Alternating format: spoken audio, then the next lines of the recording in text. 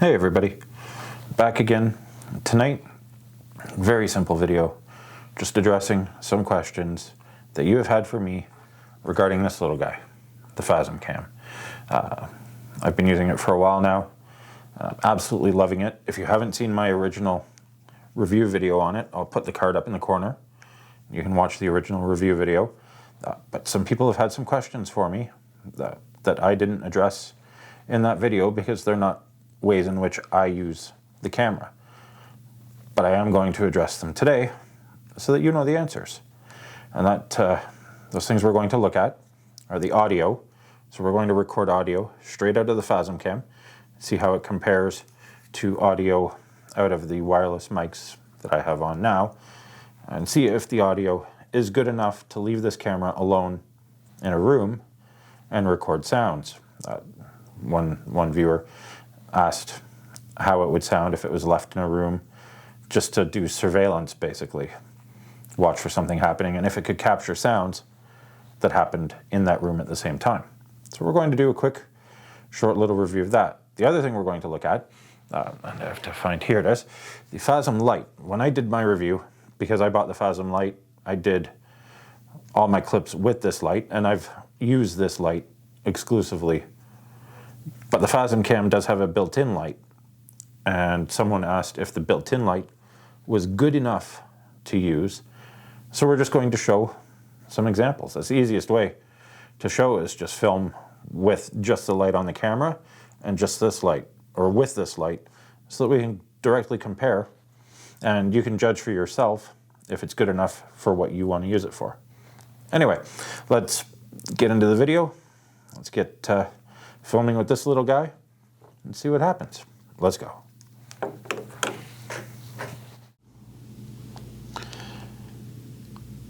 You may notice that the setting has changed slightly since the first clip, and it'll be different in other clips as well.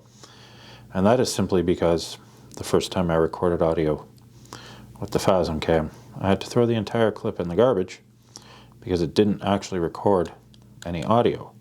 So please bear that in mind if you're using this little guy for audio. It may not actually record anything. I don't know why it didn't record anything, but it just didn't record any audio, all the videos there.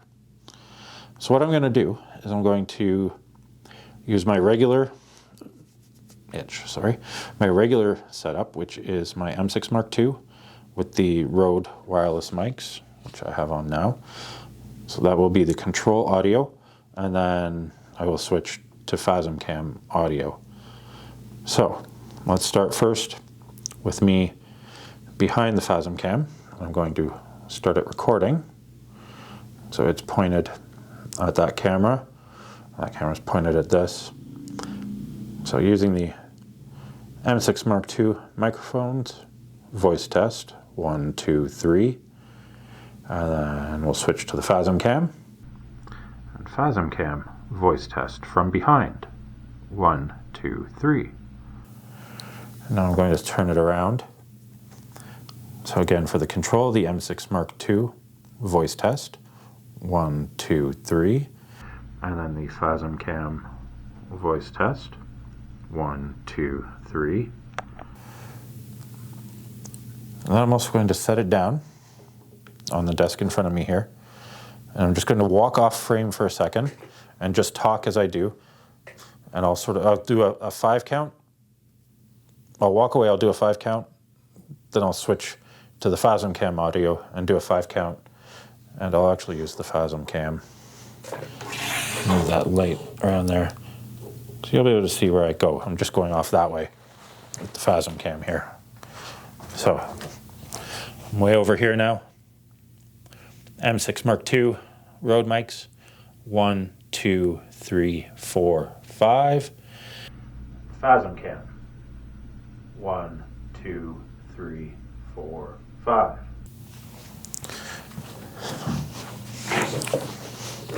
So that's from the other side of the room. And with the Phasm Cam still recording here, I'm going to set it on just the pouch for the microphones. I'm going to do a knock test. So it's pointed, the FASM cam is pointed at the M6 Mark II. So I'm going to knock behind. So if you were in a room investigating and there was a knock behind this camera, this is what it sounds like on the wireless mics. And then we'll go to the FASM cam mic.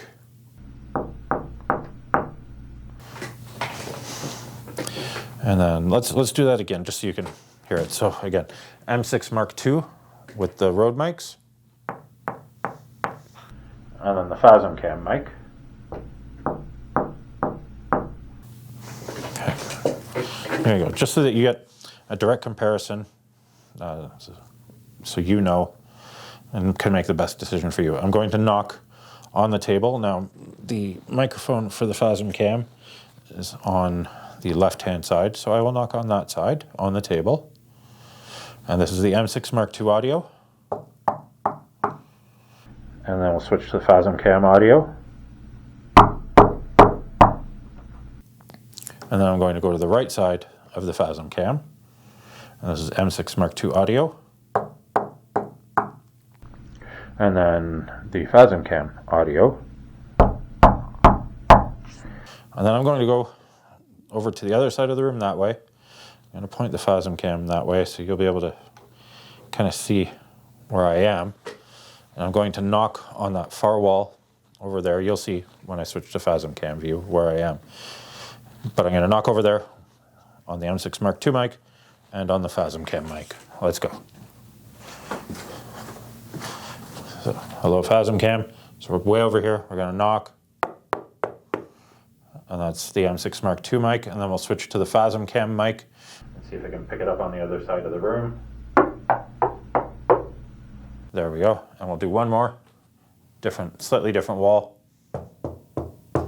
So that would be the M6 Mark II. And then we'll switch to FASM cam. There we go.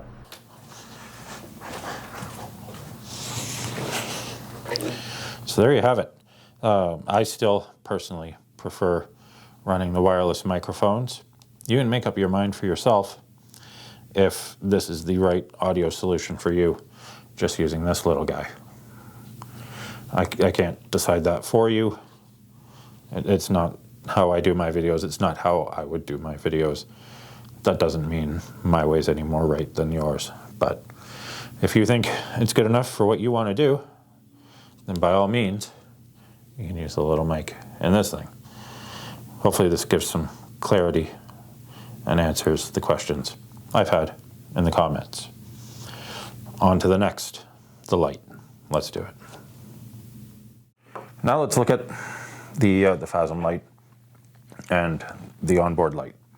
So for that, I'm going to turn off the lights that are on me, and we're going to switch to just viewing through the FASM cam for a minute, just so that you can see. So I got 5 different panels going here. Off, off, and you will see off, and where's the switch? Off and off. So it is pitch dark. Now let's turn on the FASM cam, and it is recording with no light on whatsoever. And then I'm going to turn on. So this is the FASM light. I'm in a room. And then I will turn on the big light. And you can see how much more light. I'm going to clip them together here. Again, I'm going to turn down. So that's just the onboard light. Good enough. But if you use the FASM light, you can cover a lot more space. So again, turning off the FASM light, turning up the FASM light, turning off, just so you get an idea of just how much light the FASM light adds. And you can make a judgment call for yourself if it's worth it to you to spend the extra money. I like being able to light up a whole room but maybe that's not what you need to be able to do. Anyway, let's turn off the Phasm cam here, and then we will close out this video. There you have it. Like I said, super simple video this week, addressing direct comments regarding the Phasm cam. I still love this thing. Turn it off. Actually, there's no point leaving it on. But I still love this thing. Still, the only issue I have is the battery life, and I haven't run into a situation during an investigation where the battery life has given me a hard time, simply because you can plug in USB power. So, with that said, please like, subscribe, hit that notification bell so you know when these videos go live Sunday nights. Getting closer to that 1,000 mark, hopefully soon. And thank you so much for watching. We'll see you in the next one. Let's find something.